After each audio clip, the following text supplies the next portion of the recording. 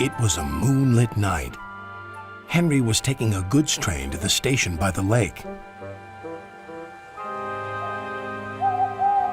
"Whenever that owl hoots, a mist rolls in," murmured Edward. "There's a legend that when the mist's about, there's a ghost about too. Take care on the old line, Henry."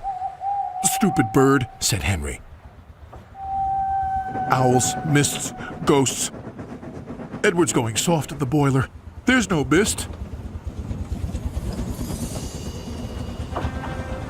But Henry was wrong. "What's that?" cried Henry.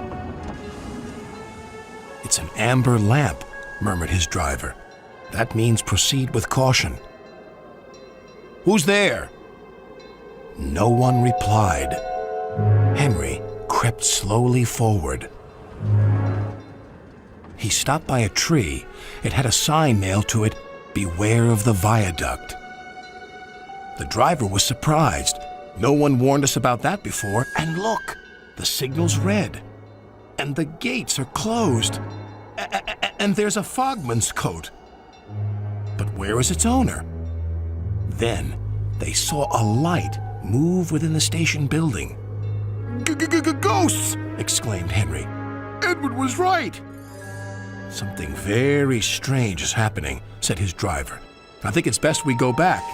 "So do I," agreed Henry. By morning, the mist had cleared. A workman was talking about the unsafe viaduct. "Lucky you didn't cross it last night."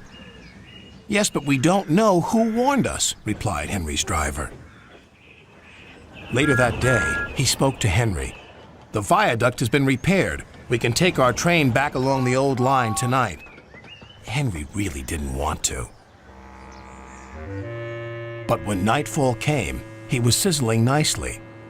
Suddenly, an owl hooted, and then Gordon thundered by.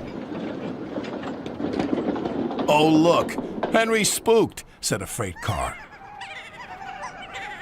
"Be quiet," snapped Henry. "I'm not scared." But he was.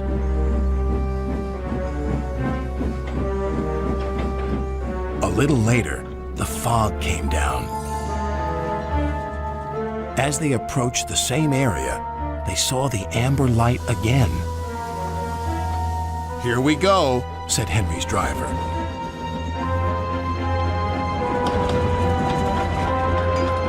Then, unknown to Henry, the gates mysteriously closed by themselves, and the signal went red. The freight cars had seen everything, and they were spooked. "Faster, faster! There's a ghost about!" "Stop, stop!" yelled Henry. A mysterious figure watched Henry go by. Ahead was a landslide blocking the line. Henry braked hard, but the freight cars hit some of the rubble and plunged into the ravine.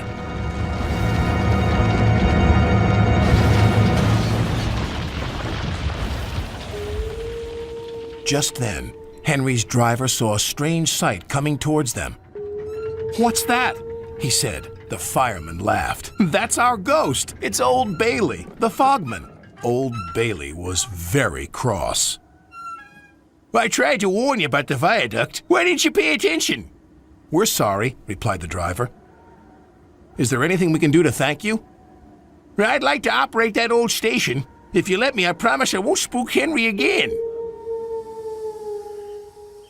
And in a little while, Old Bailey's wish was granted. "You and your station will be really useful," said Sir Topham Hatt. "Let's hear a hearty thank you to the friendliest, ghost on the island." Everyone cheered, especially Henry, who was the happiest of all.